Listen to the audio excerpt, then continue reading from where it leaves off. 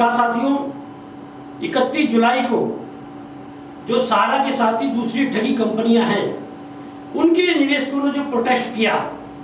एक बड़ा असर जो है उस प्रोटेस्ट का देखने को मिल रहा है। और जिस तरह से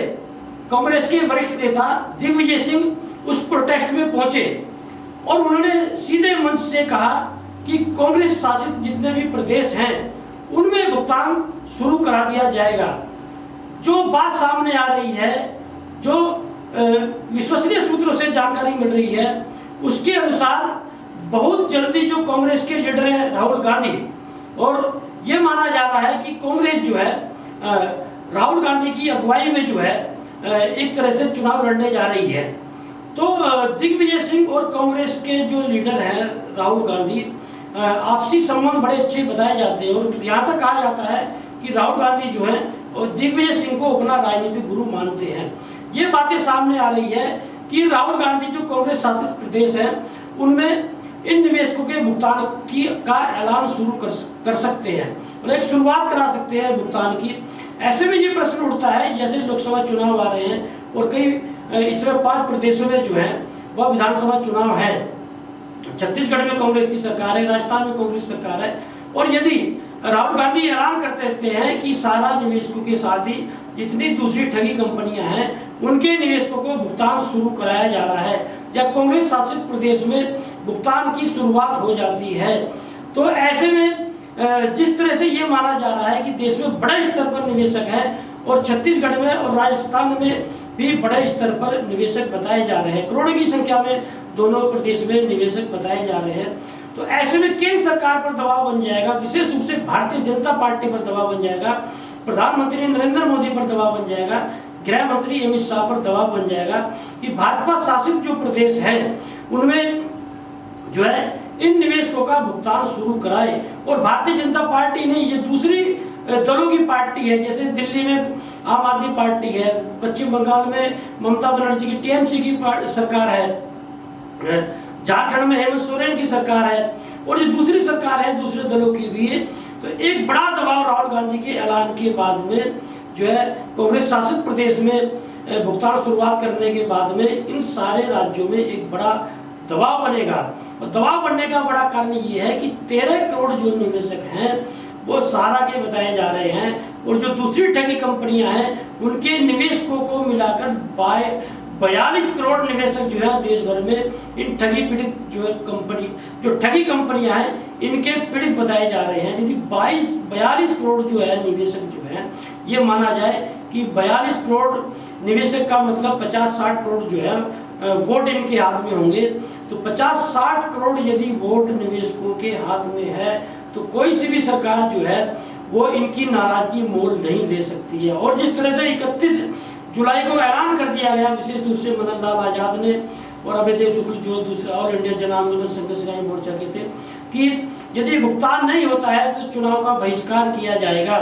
और ये बात सामने निकल कर आई कि यदि भुगतान की शुरुआत कांग्रेस भी नहीं कराती है तो ये 4 राज्यों में, जो 5 राज्यों में चुनाव होने जा रहा है विधानसभा का, इनमें ये निवेशक जो हैं वह बहिष्कार करने वाले हैं। और यदि केंद्र सरकार ने शुरुआत नहीं कराई तो सीधे सीधे अल्टीमेटम दे दिया गया है कि 2024 के चुनाव में भारतीय जनता पार्टी को वोट नहीं दिया जाएगा। तो एक बड़ा दबाव जो है 31 जुलाई के इस जंतर मंतर पर जो प्रोटेस्ट हुआ दिल्ली में, एक बड़ा दबाव जो है राजनीतिक दलों पर पड़ा है। और ये माना जा रहा है कि राहुल गांधी जल्दी ही जो है इस ऐलान को करेंगे भुगतान के। और मदन लाल आजाद से जो मेरी बात हुई, उन्होंने बताया कि बहुत जल्दी जो है वो चौथी भारत यात्रा पर जाने वाले हैं और जितने भी प्रदेश हैं उनके सब जिलों में जाएंगे। और जो निवेशक हैं उन्होंने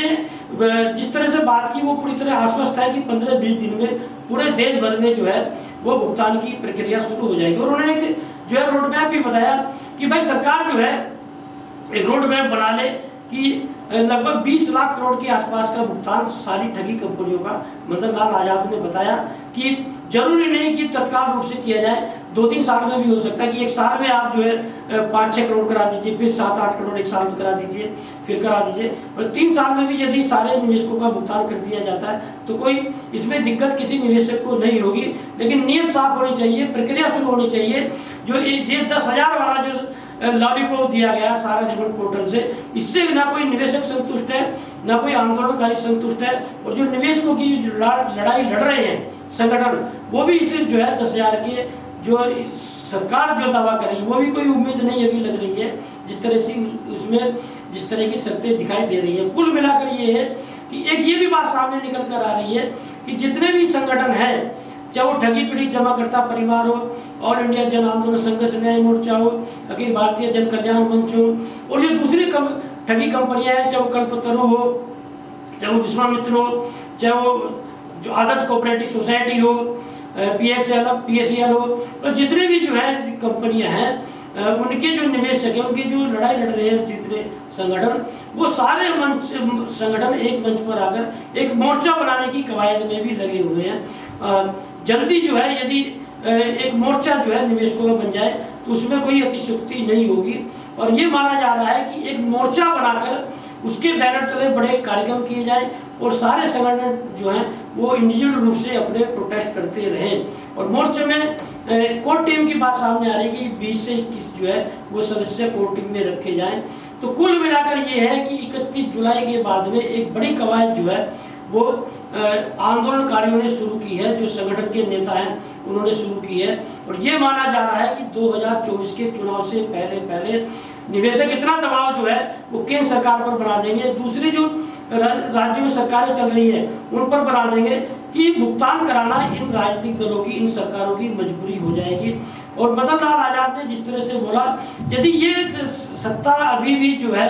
गंभीरता से नहीं लेती है मामले को, विपक्ष के नेता गंभीरता से नहीं लेते हैं और फिर भी भुगतान नहीं कराया जाता है, तो क्रांति होगी देश में, जन आंदोलन छिड़ा जाएगा और फिर विपक्ष का भी कोई सहयोग नहीं किया जाएगा। देश में जनता की सरकार का गठन के लिए बड़े स्तर पर सड़कों पर उतरा जाएगा, और इसमें कहीं से दो राय नहीं है। यदि 42 करोड़ निवेशक इस अभियान से जुड़े हुए हैं तो ये तख्ता पलट करने में ये जो आंदोलन है, ये जो आंदोलनकारी हैं, जो आंदोलन करने वाले नेता हैं, कोई देर नहीं लगाएंगे, और या सरकार बनाने में और सरकार के बिगाड़ने में ये लोग पूरी तरह से सक्षम दिखाई दे रहे हैं। और जिस तरह की एकजुटता देखी जा रही है, निश्चित रूप से ये जो निवेशकों का आंदोलन है वो देश में बड़ा गोल खिलाने जा रहा है।